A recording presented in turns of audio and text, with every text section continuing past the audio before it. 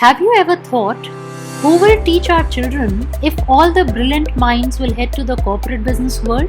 Sauman Chatterjee, the CEO and director of Compass Junior College, with over 18 years of excellent corporate career, shares that after the privilege of studying at IIT Roorkee, one of India's finest engineering institutes, and later getting an MBA education from XLRI Jamshedpur, one of the best management schools in India, found himself to have grown into a nurtured, responsible leader. And as a true leader, he couldn't stay inclined towards the coveted corporate jobs for too long, and instead looked for problems he could solve. In his pursuit, he found the problem of misinformation and wrong attitude towards the importance of effective intermediate education in Hyderabad. He believes that increase in number of educational institutes and centers alone cannot make a level playing field. A quality education is just the key. Now, let's listen to Sauman Chatterjee speak about his plans and how he is implementing them. Hi Sauman, good morning. Welcome to the show. Hi Reena, good morning. Thank you so much for having me here. So Sauman, here we are joining in to talk about few issues. As learning has shifted to the virtual space now, what are the various issues as a educator have you come across while talking to parents or students that they are facing? I think based on my experience that I have had with the parents and directly interacting with them. So at Compass, we ensure that every parent, every student who is looking at taking admission at our college is met by us, and we counsel them, we interact with them for a detailed amount of time, and which gives me a window or an insight into what they are thinking. Now in the last 1 year that we have had the pandemic, it has really altered our ways of thinking about the education, and unfortunately I feel that parents have still not woken up to the realization that online learning has to be approached in a very different way. Now, online learning is not a one-way street. The teachers does spend a lot of time in front of the laptop or in front of the computer to take the class. There is a lot of involvement which is required from the student side and as well supported by the parents to make the learning happen. So it's a two-way street rather than a one-way street. That's the first thing that I would like to share. Second thing is that because of the pandemic, the online classes that have been happening in the last 1 year, and very likely it will continue for the next several months till we are all safely vaccinated and we get out of this pandemic situation, I think online learning is going to continue. And it's very important that we go beyond some of the traditional metrics of education. And when I say traditional metrics, I'll qualify that. Usually people think learning can be equated to the marks that are obtained by students. And it has actually, in a very paradoxical way, marks have become redundant in the last 1 year. Students have got promoted from one class to another without really any kind of examination. So in that scenario, learning has to be even more deep-rooted, because marks have become redundant. And later on in their careers, if they learn these concepts well, I think it will keep them in good stead. First of all, the cancellation has a negative effect and as well as a positive effect. I'll start with the positive one, which is that in keeping in mind the safety of the students, the exams have been cancelled and the students are getting promoted to the next class. The negative effects are that because our education system is so results oriented, so exam oriented, these students probably will get a wrong message that since they have got promoted without any examination, the marks, the learning is not important anymore. But I think this is a very wrong mindset really to have. What problems will they face categorically? Yeah, so let's say that a student who has got promoted but he was actually struggling in his or her academics, right? So some of those problems will never come to light to the parents as well as to the students. Now in that case, it will never get highlighted, and what happens is that education is built on one grade after another. It's like a ladder. If you don't climb one step well, the second step can be very, very difficult to climb on, right? So when they are coming into +2 stage, if the fundamentals of 9th and 10th instances where they did not get tested, they did not get examined on their learning levels. Now, if they move on without getting tested, without highlighting the areas that they needed improvement on, these will become kind of areas where they will again get challenged when they come into 11th and 12th or the plus 2 stage. So when I go back to the the other part of the question that you had, what kind of motivation is required for these students then?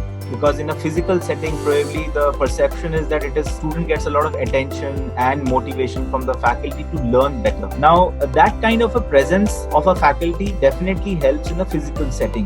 Now, what is that we can do in an online platform, right? In an online learning. One, that the faculty has to now walk that extra mile to ensure that each and every student who is there in the online classroom is given that attention. So let's say if there was a 45-minute class in the physical setting, that might take even an hour or more to ensure that every student is able to clarify their doubts for that particular concept. So we have always been designed in such a way that we have limited number of students in a section. That's about 30.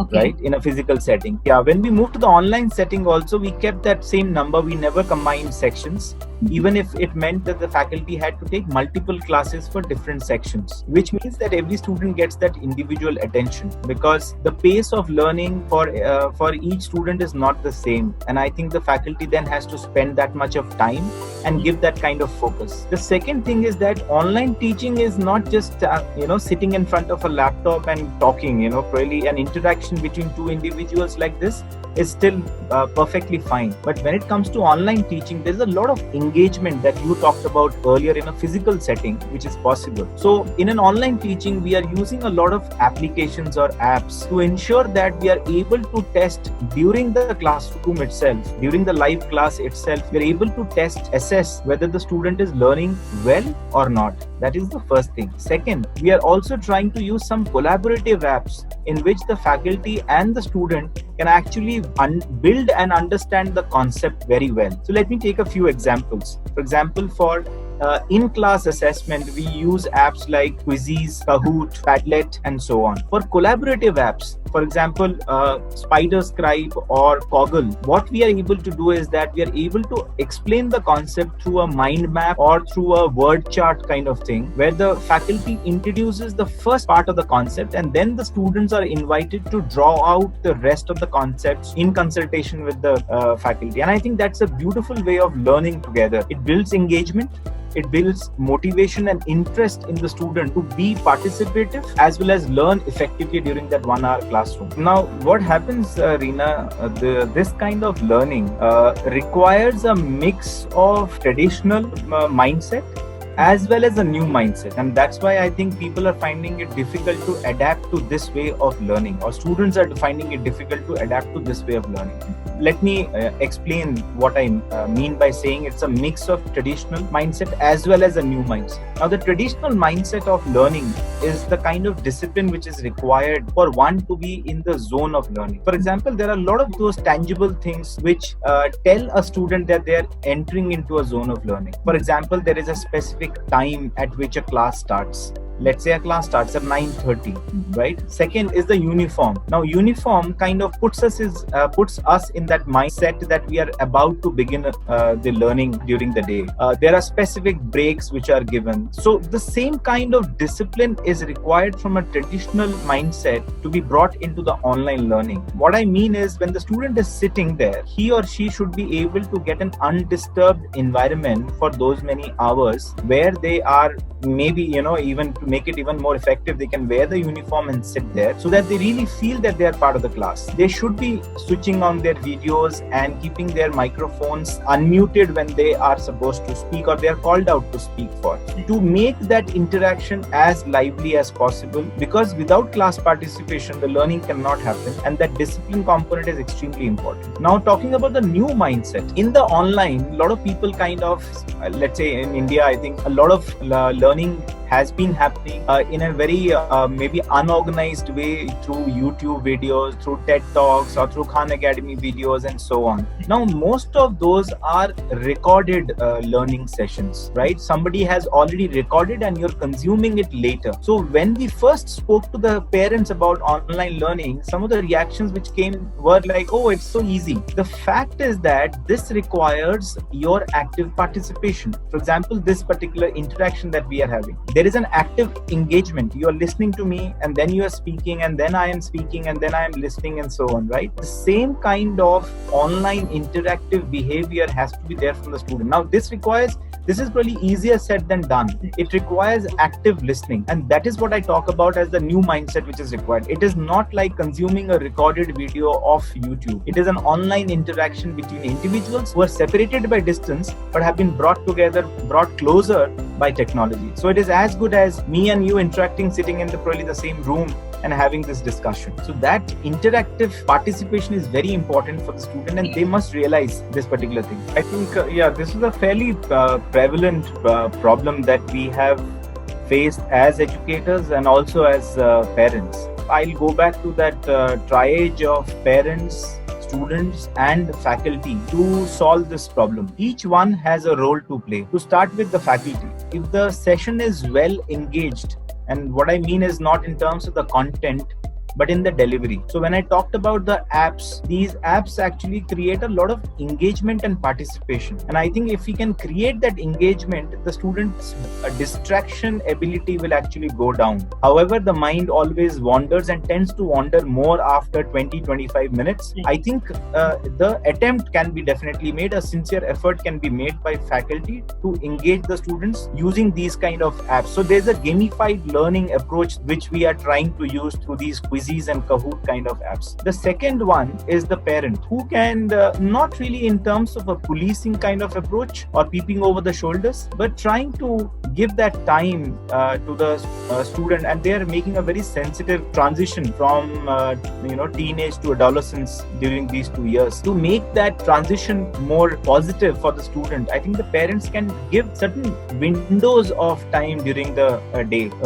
Maybe make it a very structured affair to have a meal together, a lunch or maybe a dinner, when they don't look at any of the devices. Certain things that I have done at my own home, and I think that has helped me as a parent, but I am always looking at myself in terms of how I can give more time. So what happens is that the parents can actually give more structured time to the child in terms of having an open talk, having those conversations in terms of what happened in your class today, what did you learn, taking interest in their learning process. The last part is about the student, and I think the student of course definitely plays a very important part, which is to take responsibility of their learning. Now this is something that I wanted to really mention earlier as well, and thanks to this question, Reena, from you. The student has to realize that the ownership for learning has to be with them. Maybe the pandemic has given them an opportunity to actually grow a little more than their age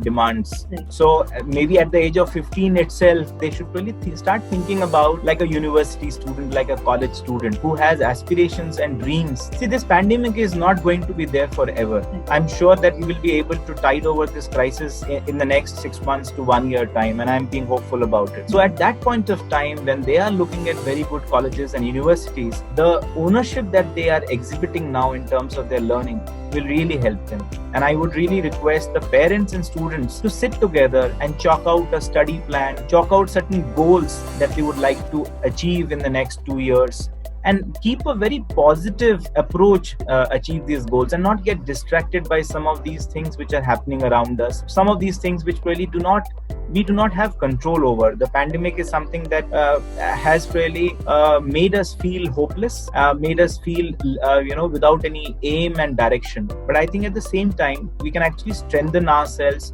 We can have a focused, goal oriented approach for the next 2 years. Parents and students should come together as a team with the faculty to ensure that the students learn well and are able to achieve their objectives. I have an observation to make, and which is that in times of uncertainty, people kind of tend to reset themselves to default values in general. And this is not just about education. In times of uncertainty, people try to reset themselves to default values, which is kind of a state of inaction, a state of postponement, deferment of decisions, and so on. I have a more active approach, personally, and I recommend this to everyone in whatever spheres of work or decision making that they have to do, is that in times of uncertainty, you should actually plan more.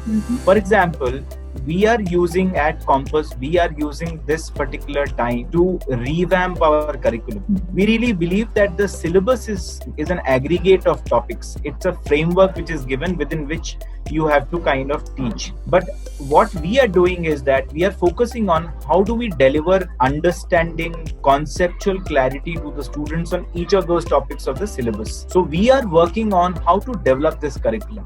So the same example I can relate to for parents is that in times of uncertainty, they should actually have a more structured thought process for approaching this particular situation. So there is a very crucial decision that they are making in terms of what the student is going to do in the next 2 years, where they are going to be taught, and so on. Right now, the suggestion that I would make to parents is not to kind of make a decision that they would have done in a normal time. This is actually a time where they should have a metrics-based, a parameter-based education decision. The first thing that should look at is how much investment of effort, time, and money has the institution made in terms of making learning very effective for the student. What kind of tools, what kind of technology, what kind of learning management system have they invested into?